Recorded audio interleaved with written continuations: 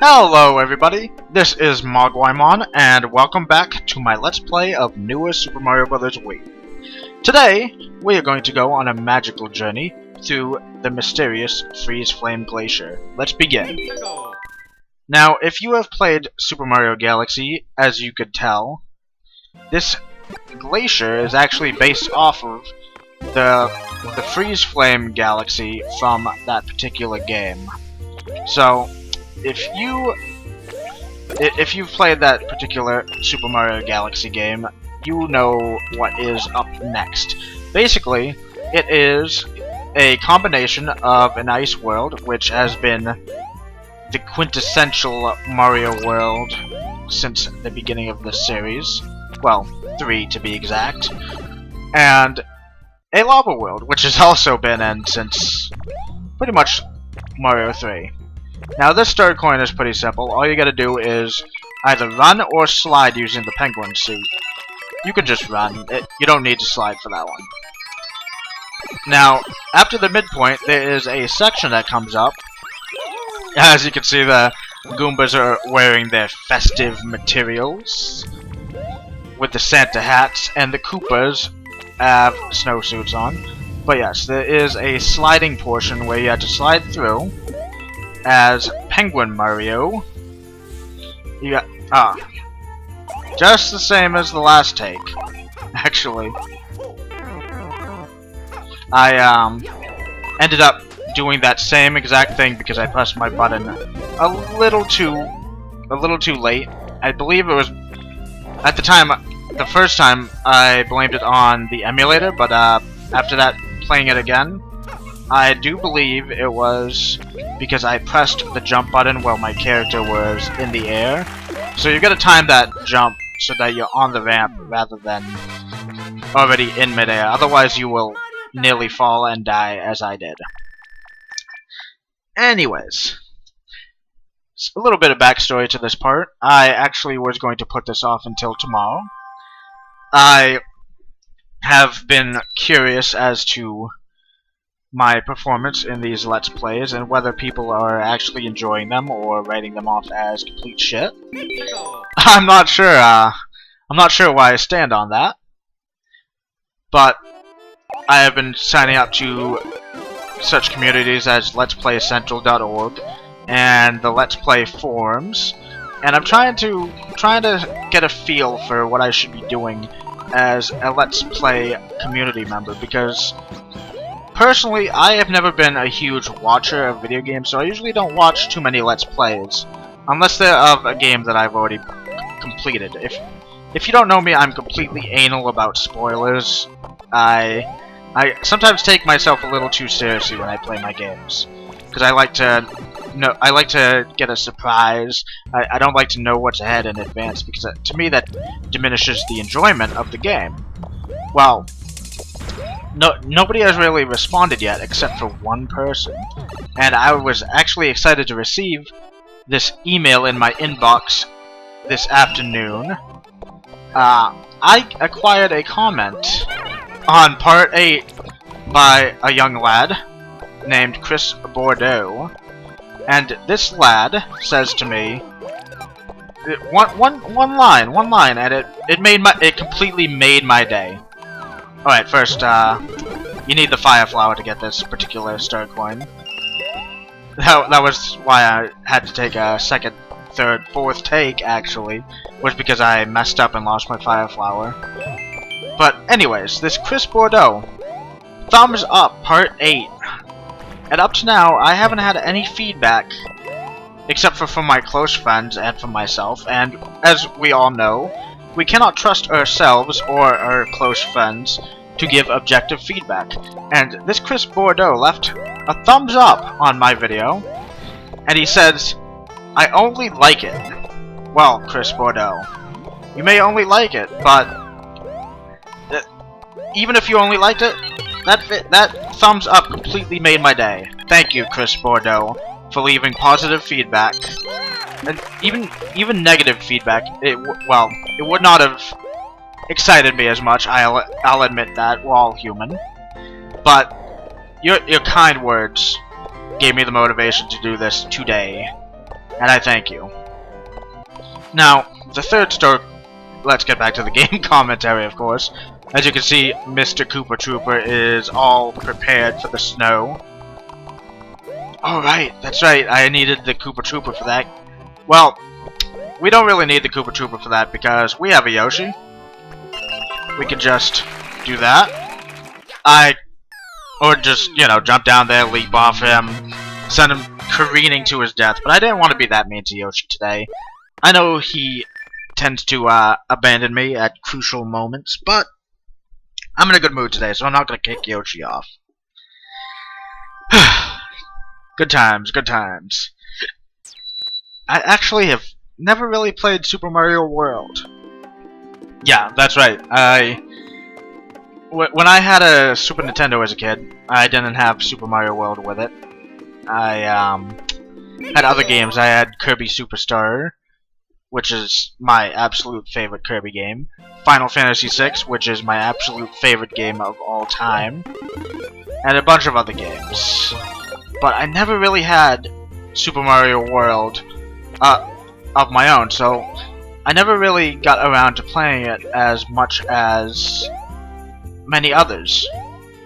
So I never really had the opportunity to you know, to completely demolish Yoshi the way that Super Mario World players do when they jump and kick Yoshi off into oblivion just to, you know, just to save their own hides. Did have Yoshi's Story. Oh no, I meant that. Yoshi's Story for the Nintendo 64. Yeah, that game was not my favorite, but even though it wasn't my favorite game, or even really one of the games that I'd play often, Yoshi's Story for the Nintendo 64 really had one of the best soundtracks, in my opinion, of any Mario game. Even though it didn't really have Mario in it, it just had such a memorable soundtrack. Even nowadays, I remember the ma na na na na na na na na na na na. Yeah, we're not gonna do that for too long. I don't want you to think I've resorted to random singing for my commentaries. But yeah, that was a really good musical soundtrack, in my opinion. Or at least back in the day. I haven't played that game in at least a decade. Now, see, that's another thing about Yoshi's Island. Not Yoshi's Story, I'm sorry, Yoshi's Island. Oh shit. I wasn't paying attention. Okay. Next time we're not gonna commit suicide. Alright, let's go back in. But I didn't really care for Yoshi's Island either, Super Mario World 2. I mean, like, it had great graphics, it had great music, but it just never clicked with me in the same way as a regular Mario game. It's just an entirely different gameplay. But aesthetically, it was the best. Well, not the best, but it was really good for its time. I was always more into Donkey Kong Country and regular Mario games. All that stuff. Well, alright, in any case, I kind of went off on a tangent there. I was talking about Chris Bordeaux, and then all of a sudden it's onto Mario music. See, that's why I'm going to Let's Play Central.org, because sometimes I go off on these tangents. I mean, I have been watching, like, Game Grumps and Chugga Conroy. I'm staying away from PewDiePie. He doesn't really play games of my style. And I even watched a little bit of Raocow, his playthrough of Mega Man X, because that's pretty much the only... Mega Man X is another game that I played heavily in my childhood because my buddy Sean owned it. And can't really spoil that game for me because I already know it. So I watch Raocow play that, Game Grumps play that, and some Kirby games, and Chugga Conroy playing Super Mario 64 DS, and I noticed that they go off on like quite a few tangents. Like Raukau is completely fucking random. Chucky Conroy actually does stick to the script, or not the script, but he doesn't go too far off. But I was watching the Game Grumps, and they go off on completely separate things. But if you go to the Let's Play Central and the Let's Play forum, they completely condemn that over there, and I have to wonder, is that because it's bad practice, or is it because people don't execute it well? Well, the thing is, I'm not sure I'm executing it well, but I know for a fact, I mean, Game Grumps is doing it pretty well, because they made me laugh my ass off last night. I was super jealous, because that's the sort of thing that I would like to make people do, is laugh during my Let's Plays. And, or at least, you know, get some enjoyment out of it. Maybe learn a bit about a game, maybe, just have some fun watching it.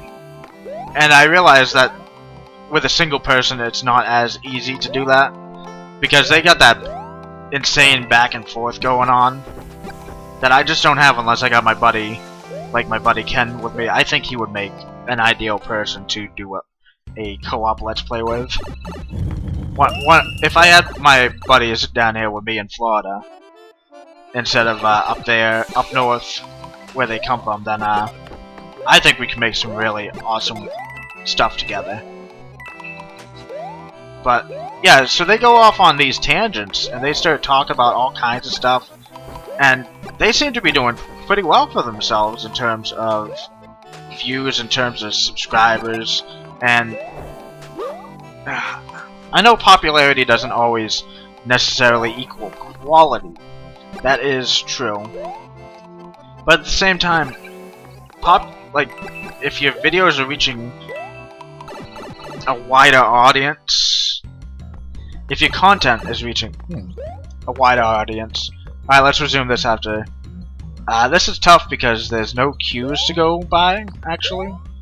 Usually, when they have multiple paths like this, there'll be coins or something signifying which path you should go through. If I remember correctly, I took the left path when I came up here the first time. Oh yeah, there's nothing here. I thought the last star coin, or second star coin would be there, but that was not the case. Oh, what is in this pipe? Penguins. Okay. But, oh, hidden block. See, they make it so obvious, which is a good thing, because then I would be missing it if it weren't so obvious. I'm starting to get a bad feeling about this. A very bad feeling. I think the next segment is a scrolling portion. Yeah, it's one of those segments where you crawl on the platforms. But anyways, like I was saying before, the amount of popularity you have it signifies how many people get to see your videos. And if nobody's seeing your videos, no matter how good it is, it doesn't really work too well, because then you're only reaching a certain portion of the population. Hey, check that out! Up there is a hidden pipe, and we gotta go up there to access the last star coin. It's really easy to miss that because of the fog that's covering it, but if you keep your eyes open, you can see it. I'm trying not to jump. I don't want to mess up. Might have to jump here. There we go. Didn't have to jump. I'm cool. No, you're not. Nah, never mind. I'm sorry. Alright. But yeah, I just don't understand it because so many people have so many different tastes, and what is quality to one person may be shit to the next guy. So I don't know who I'm trying to please here, but I could see where they would say, hey, you know, this sucks. You gotta improve the video quality. You gotta improve the audio quality. Your commentary just doesn't... You're not saying anything. But Alright, I'm vlogging now, aren't I? Yeah, I'm new with this. I'm sorry, I'm trying to... Alright. Yeah, I'm trying to, just be entertaining, and... At this point, I've never actually performed in a theater. Not even, I didn't have a school play as a kid either. So, you know, I don't really have much experience at this. But they say, practice, practice, practice, practice. And that's what I'm doing. I'm trying to practice and see what works. See what doesn't work. And, you know, alright, I'm gonna shut up now. Or not shut up, but... say something more interesting, more important. Kumquat. No, that's not interesting or important. But as you can see, we gotta break these blocks with our heads.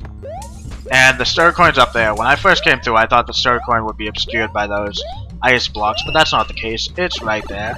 And that is the first star coin of the level. Actually, since we got the fire flower, we could go underneath and open this box, which actually just has coins in it, but we can knock off those Koopas. I don't feel like getting all the coins. Look at them in their little Santa hats.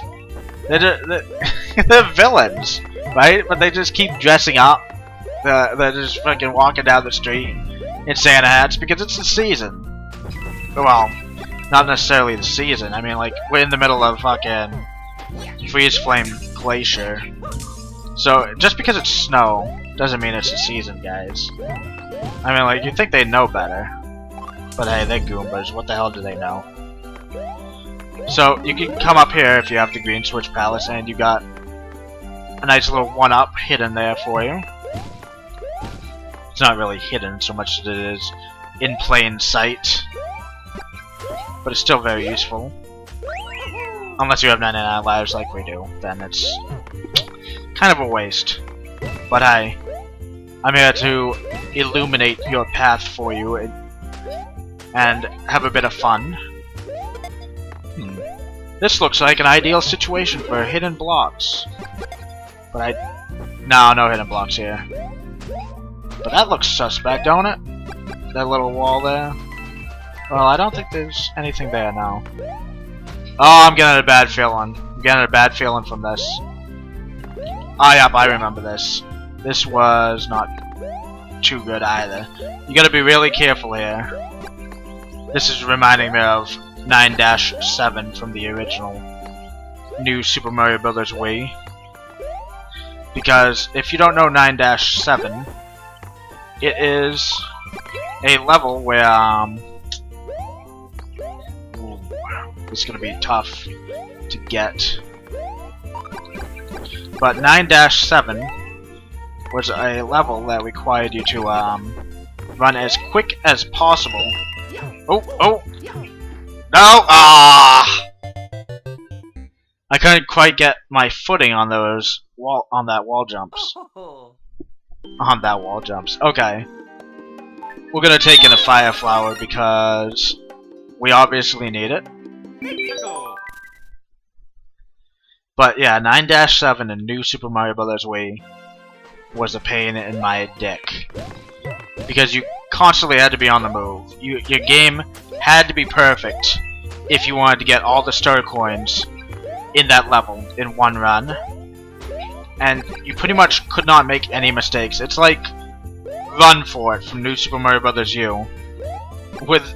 If you played it, you know the stage, the one with all the P blocks everywhere. It was atrocious, actually.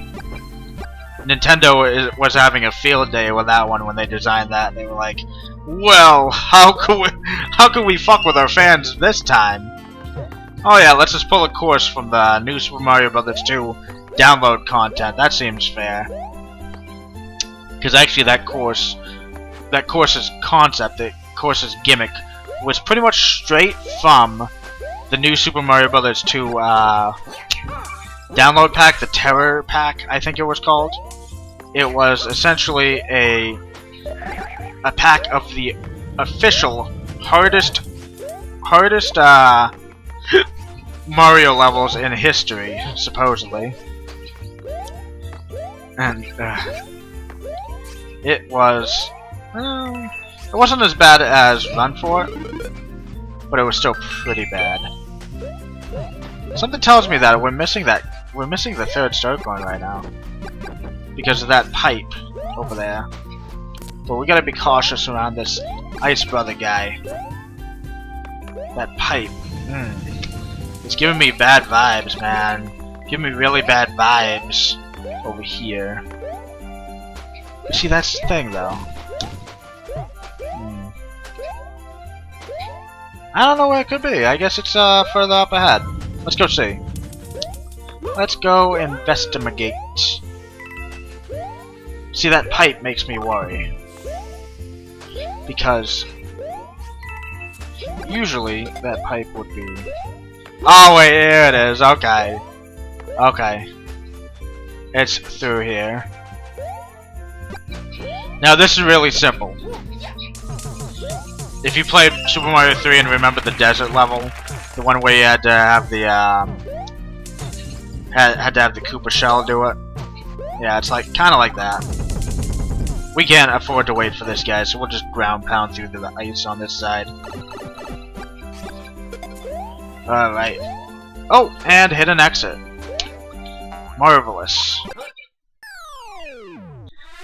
So now we gotta come back here for the regular exit. I might just edit that part out of the video. Maybe take my first foray into editing. Okay. This links to World D, but not World D proper. This is the Red Switch Palace. See those question marks down there? That means we don't know what this world is. Obviously. But this world is Crystal Caverns, Crystal Caves. It has some pretty sick Yoshi's Island remixes on display. And we will be able to access it during World 5, a little bit later on when we reach the the flame portion of Freeze Flame Glacier, which will be after the first tower, which is the next level once we obtain our normal exit in 4-4. No, 4-5. And now we have the Red Switch Palace. Hooray!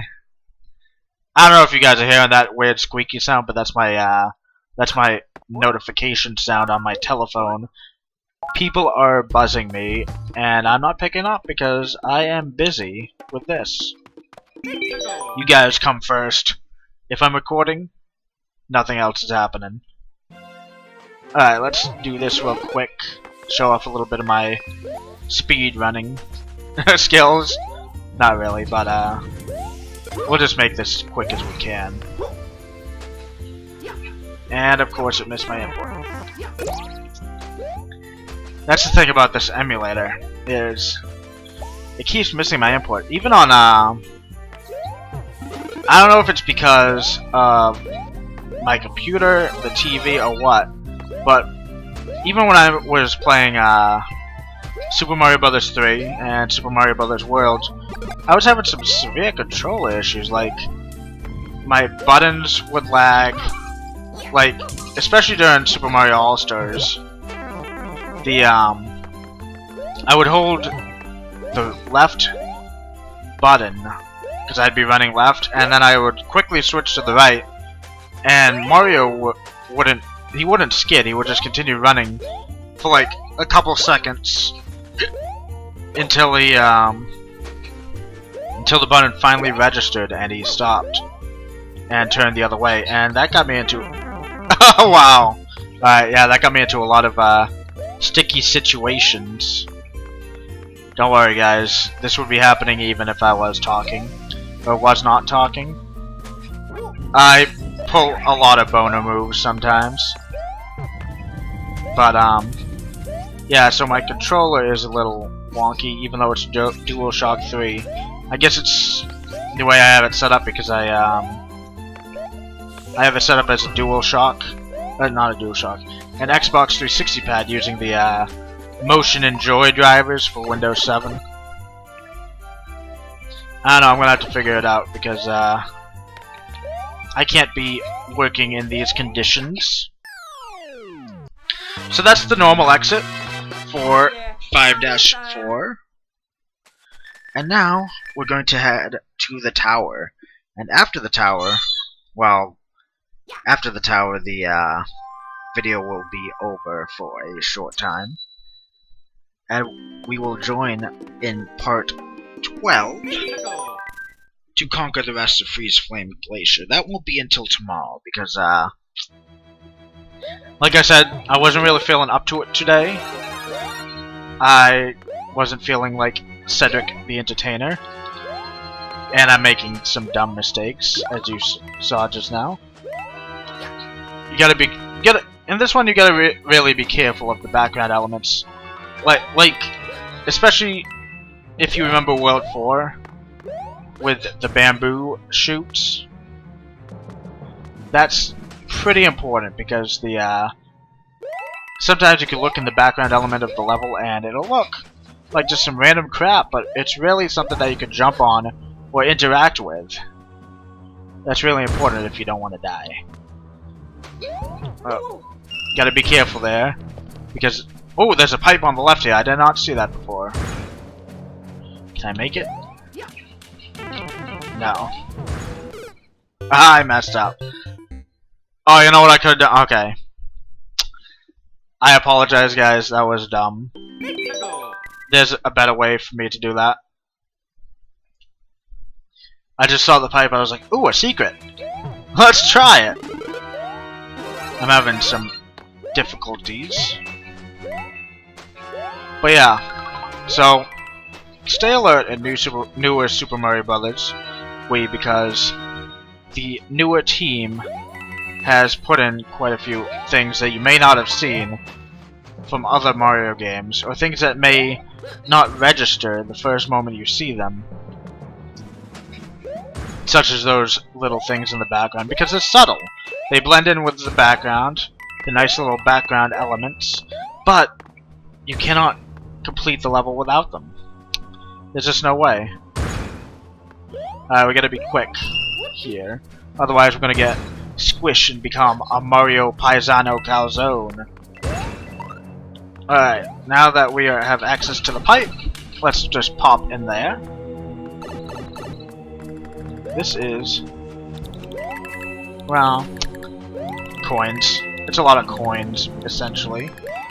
But it's also a shortcut, so that's a good thing.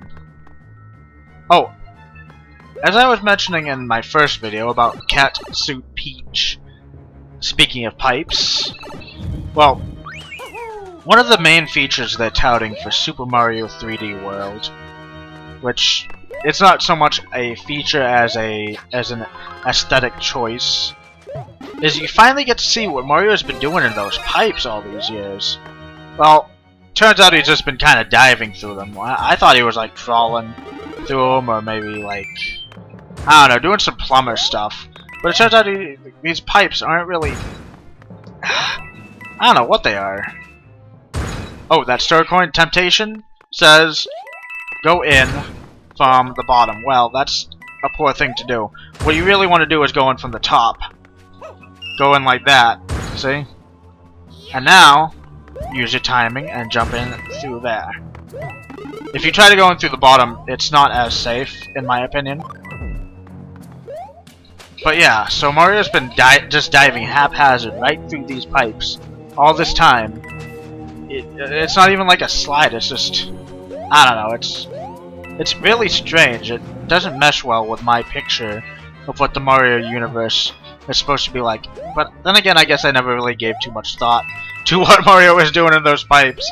Because, yeah, he's a plumber. And if you're a plumber, or even if you're just a regular Joe, you know what's in those pipes. Alright, you gotta be really quick. Otherwise, you're gonna end up below the boundaries of the level and then end up dead. So if you're quick there like I was, then you're not gonna have a problem. But if you're slow, and you French fry when you're supposed to pizza, you're gonna have a bad time. Well, no, this isn't really skiing, but if you're slow or if you fuck up trying to get that store coin, you're gonna have a bad time. Oh, this boss fight is interesting, actually. You gotta use the Yoshi, right? And you gotta use the elements against each other. And I know it's not quite the same thing, but this reminds me of the Mr. Sun and Mrs. Moon boss fight from Kirby. I'm sure you guys know that one. The where you gotta fight the sun and the moon at the same time. But unlike the Kirby fight, all you had to do was work on just the one element in this fight. So you could just melt the ice guy with your fire flower, spit it at him. You know, you don't really have to work on both sides. I made that mistake the first time, and it was not very pleasant for anyone involved. But in any case, that is the end of the video for today. Tomorrow we will tackle 5-6 through the end of World 5. And we will unlock World D, Crystal Caves, and possibly play through it. And maybe you'll hear some of those awesome Yoshi's Island remixes I was telling you about. Alright everybody, have a good day, and thank you for watching.